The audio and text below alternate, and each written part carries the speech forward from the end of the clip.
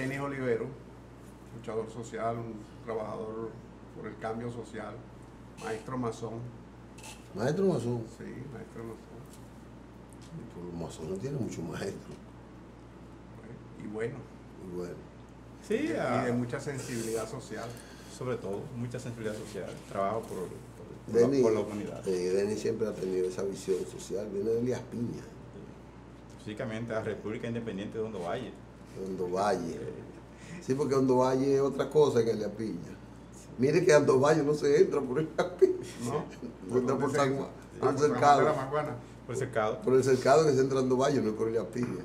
Y de hecho está desconectado a la provincia. Totalmente desconectado, usted tiene que dar una vuelta. Tiene que dar la vuelta. Podemos elevar a eso a provincia y... No, lo que tiene que pertenecer a San Juan. Oye, pero te salió el regionalismo ya dicho. No, pero es más lógico. Es más lógico, de hecho, ¿verdad? porque la comercialización de Hondo Valle es fundamentalmente con el municipio de Las Matas. Haití y el cercado y las matas.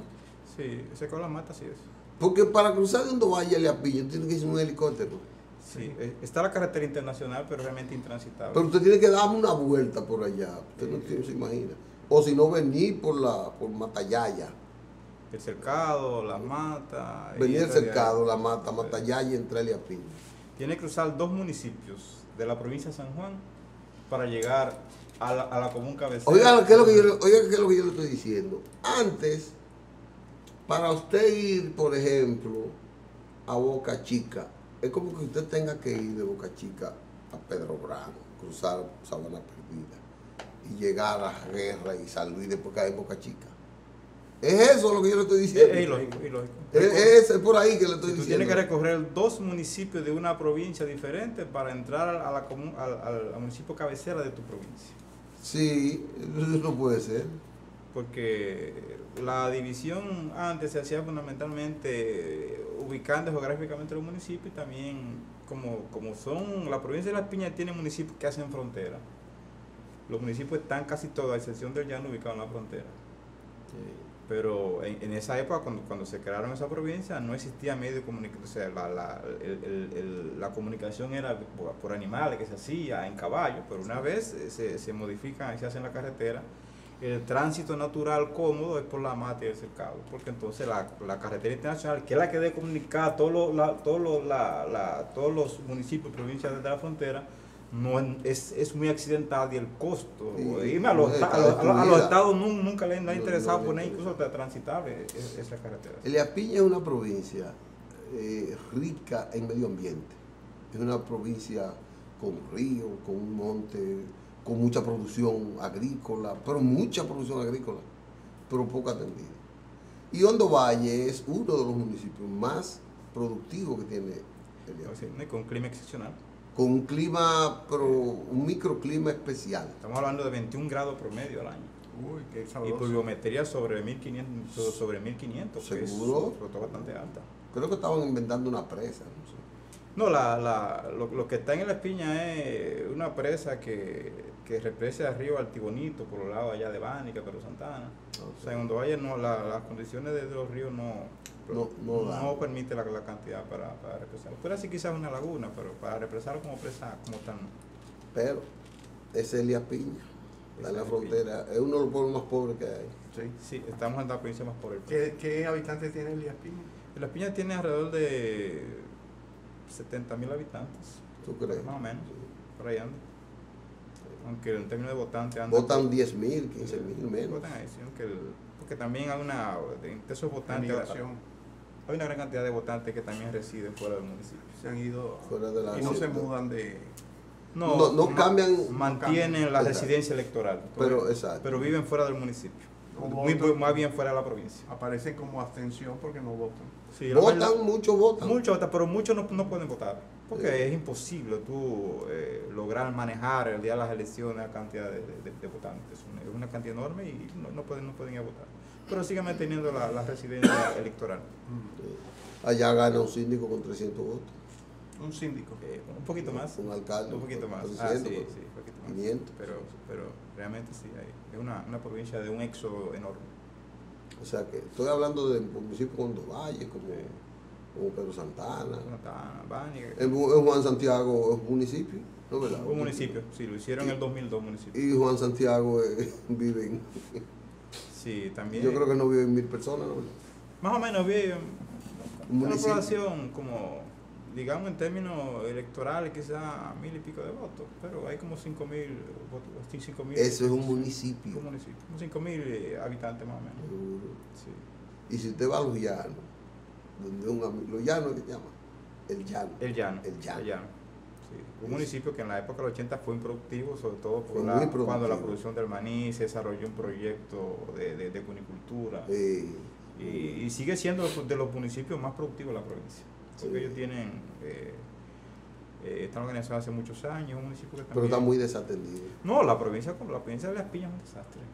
Es un desastre, entonces el país comienza por la frontera, pero la frontera nuestra... Pero termina también por la frontera. Ya termina realmente, sí. Yo quise declarar pues, territorios independientes, pudiera ser un mecanismo.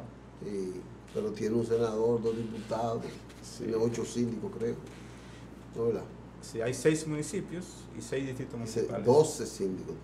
Sí, sí. ¿No? Y una Eso es lo que lo mantiene vivo, esa empleomanía. sí, la empleomanía y las escuelas también han ayudado mucho porque hay muchos profesores fundamentalmente, y yo creo que no han hecho estudios, pero pienso que la mayor ingreso de la provincia depende por el magisterio, sobre todo porque son ingresos que permiten ahora un salario aceptable, y la gente allá, lamentablemente la producción se ha caído en la provincia completa, y eso no permite que la gente viva en condiciones mínimas.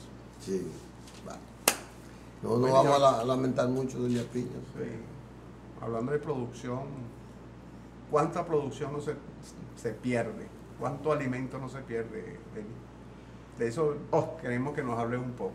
Sí, no, realmente las estadísticas que tienen globales en términos de que la FAO, que es el organismo de las Naciones Unidas que tiene que ver con la alimentación y la agricultura, habla de que 1/3 de la producción mundial de alimentos se pierde. O sea, de cada 3 kilos se pierde 1 kilo. 1 kilo aproximadamente. Eso es mundial. Mundial. Y lo mismo representa para los países subdesarrollados también. La diferencia es que en los países desarrollados se pierde es después de la producción. En los países subdesarrollados se pierde en el proceso de producción. O sea, en los países desarrollados se pierde en la comercialización, en el mercado. O una O vez, se vence en el mercado, entonces se pierde y la botan. sí, una parte del mercado y otra parte durante el consumo. Por ejemplo, la gente que va a los restaurantes, que le sirven un manjar de todo el tamaño que lo ha pagado, probablemente coma solamente una porción de esos alimentos.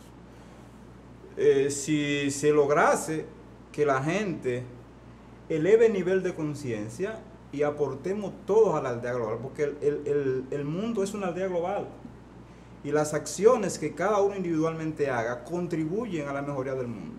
Lo que pasa es que la tendencia del mundo es que nos concentremos en nuestras propias necesidades y desconozcamos, por ejemplo, que las cosas que yo pueda economizarle al planeta sirven para el beneficio de otras personas.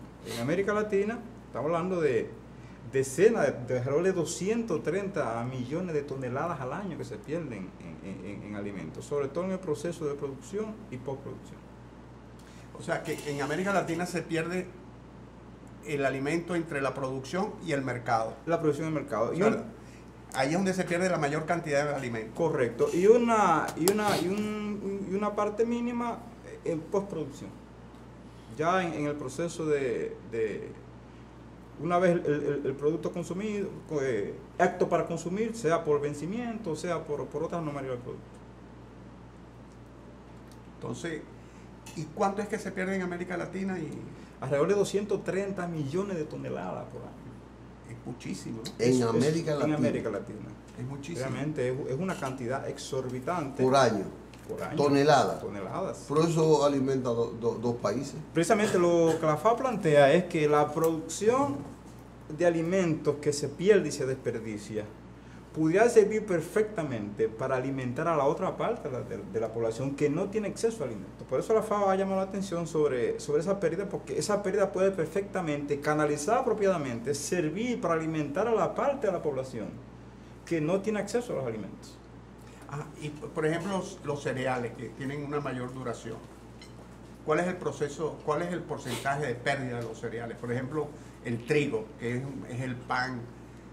Yo he leído por allí que se pierde hasta el 50% del trigo.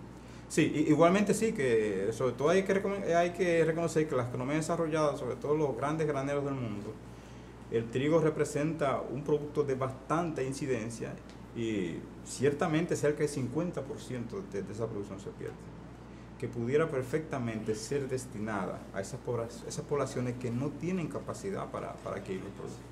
Ahora, ¿qué está haciendo la FAO, los organismos internacionales, para paliar esa situación? Porque tengo entendido que hay muchas ONG, grupos sociales, movimientos sociales, que han hecho algún trabajo en ese sentido.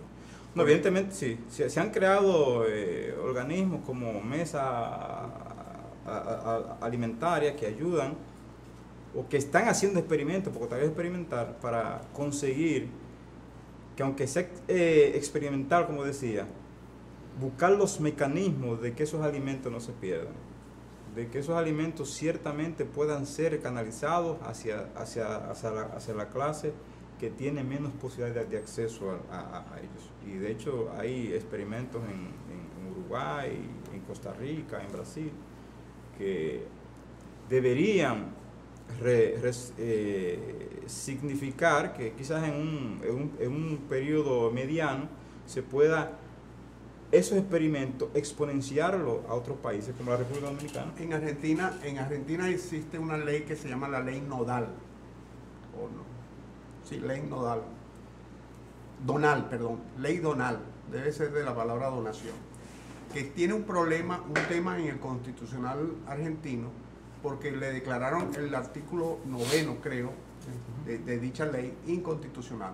Lo declararon porque no exonera de penalidad a la persona que dona si ese alimento en un momento dado genera un problema en el consumidor. Vale decir, si usted dona un alimento que tiene vencimiento hoy es martes, del viernes, y la persona lo consumió el otro martes, quizás le produce algún efecto. Entonces, esas personas demandan al donante. Esta ley originalmente exoneraba de culpas a ese donante. Lo protegía, pero eliminaron ese artículo. Entonces hay un movimiento para que se restituya, porque por supuesto la gente dejó de donar. Entonces estamos viendo ahí un problema de equilibrio entre conciencia ciudadana, entre problemas legales, porque nadie tampoco va a donar algo para meterse en un problema. Sí, pero también la gente debe donar lo que sirve para... No, es que es lo que ellos dicen. Yo dono un producto que tiene una fecha de vencimiento dentro de 5 días. No es culpa de ellos que no lo consuman en ese y a quien se lo dona, sea una ONG o sea una institución del Estado, no procesa el producto y lo coloca al consumo dentro de esos 5 días, después puede generar algún tipo de enfermedad y van contra la institución que donó. Porque por supuesto son supermercados grandes, son grandes empresas de alimentos que tienen dinero, entonces no van a ir contra el mediador, el van contra el que tiene dinero. Entonces también eso te crea una disonancia conflictiva. Sí. Es un tema, abordarlo no es fácil. De hecho, la FAO, que está trabajando en el tema, entiende que la solución no es fácil. De hecho, de los experimentos que hablaba y que se están haciendo, precisamente para ubicar los mecanismos de a ver cómo se hace llegar ese producto, que por el hecho de que tenga fecha de vencimiento cercana, no significa que el producto vence el mismo día que dice la lata o que dice el producto. O sea, el producto puede incluso consumirse días posteriores. No, pero eso es un margen que no lo estimulan a que se consuma, ¿no? No, evidentemente. Como un asunto de salud. Es un tema complejo y por eso la FAO intenta de que los mecanismos para la distribución de esos productos, en vez de las grandes cadenas, pudieran ser organizaciones cercanas a los mercados. Por ejemplo, las ONG que trabajan en sectores desposeídos pueden perfectamente servir de canal para que esos productos puedan ser consumidos por gente que no representa competencia, porque hay gente que está en una condición económica tan precaria que no representa una competencia para los otros productos. Mira, los restaurantes, los hoteles, tienen esa dificultad, les sobra mucho alimento cocido y no pueden ponerlo a consumir a nadie, entonces tienen que entrarlo como basura y depositarlo como desecho.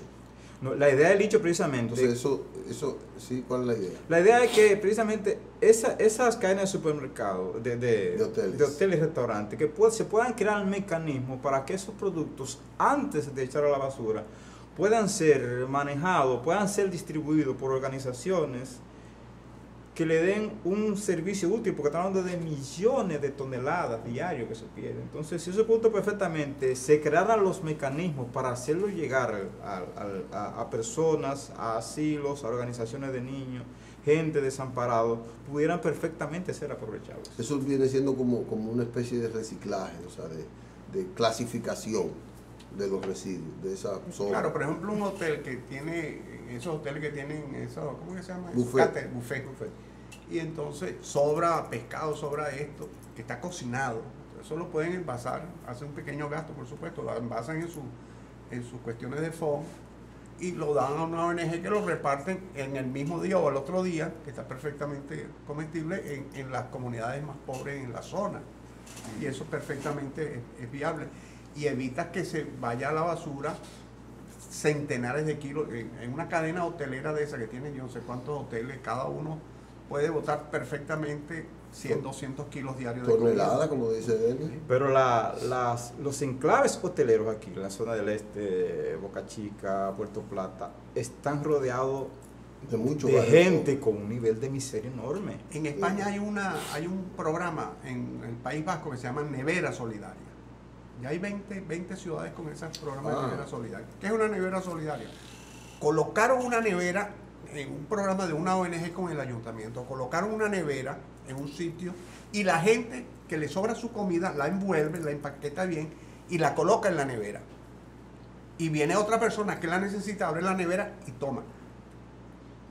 ¿Qué ha sucedido? Que nadie toma más allá de lo que va a consumir. Vale decir, si a ti te sobraron 3 yogur y los colocaste que tienen fecha de vencimiento mañana o pasado mañana, viene una señora que tiene un hijo y agarra su yogur y el del hijo y deja el tercero allí para otra persona. Es un nivel de conciencia muy elevado. Unos niveles de conciencia muy elevados. Esa ONG ya tiene instalado 20 y pico neveras solidarias en 20 ciudades de España. Y ya hay una experiencia en Marruecos. Ya hay una experiencia en Marruecos. Okay. Pero también están los mercados, eso tiene un nombre, no recuerdo, pero son mercados gratis, que la gente va al mercado y toma lo que, y deja una contribución y se va. No, o sea, no es un pago que deja. Y eso también sirve. Eso en los países desarrollados se da mucho ese tipo de actividad en la ONG. Pero aquí existe... y en República Dominicana. Existe el Comité Nacional para la Reducción y Prevención y Reducción de Pérdida de Desperdicio. Es un comité... Pero es reciente eso. Es reciente, creo que está formado desde el año pasado. Y hay también un anteproyecto de ley que se supone que debería regular esas actividades. Hay varios organismos del Estado que deberían a esta altura del juego haber diseñado o diseñar las políticas que permitirán la reducción y pérdida y desperdicio de alimentos. Y nosotros aquí, a modo de sugerencias, podríamos sugerirle que ese comité comience a trabajar con la zona de los hoteles, que tienen, como dije anteriormente, decenas de miles de gente alrededor de ellos, que posiblemente comen una vez al día. ¿Tú eres parte de ese comité? No, evidentemente que no, son funcionarios del Estado realmente, Pero puede haber una ciudadanía. Claro, que debería ser abierto. Sí, hay entidades públicas, me parece que hay cadenas de supermercados envueltos en el comité, pero mi sugerencia es que también que se involucre más también a la sociedad civil, sobre todo a ONGs que tienen mucho más acercamiento con las comunidades. Seguro. Porque el Estado, aquí uno tiene a veces que reclasificar el personal. El Estado tiene mucha gente, un personal numerosísimo. que hace poca cosa, que bien pudiera tenerlo, cualificarlo para fines del control. Lo que pasa es que los estados, cuando son tan centralizados, aunque República Dominicana no es un país ni pequeño, pero tampoco es un inmenso país, un país de 40 Pero es muy millones, centralizado. pero es demasiado centralizado. Aquí cualquier jefe es un Trujillito. Entonces, ese tipo de programas se da muy bien con los municipios, pero cuando los municipios también tienen competencias. Que también es centralizado. O sea, hay una máxima, hay una como una línea de la no apertura en el ejercicio de la ciudadanía en los diferentes estamentos del Porque poder. los canales de participación son medio complicados.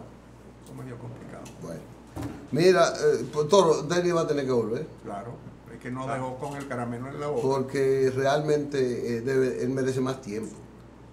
Porque el tema es muy impactante y es muy importante. Perfecto, y tenemos que alguna sugerencia adicional que más adelante en el próximo programa pudiéramos hacer para que sea efectivo realmente. Vamos a invitarlo para que nos hable, termine de hablar de esto y nos hable del 160 aniversario de la masonería dominicana, que se cumple ahora. La masonería, quizás después de la iglesia, es la institución más añeja, más antigua, sí, que sobrevive en la República. Y que mejor formación le daba a los hombres antes, no sé ahora.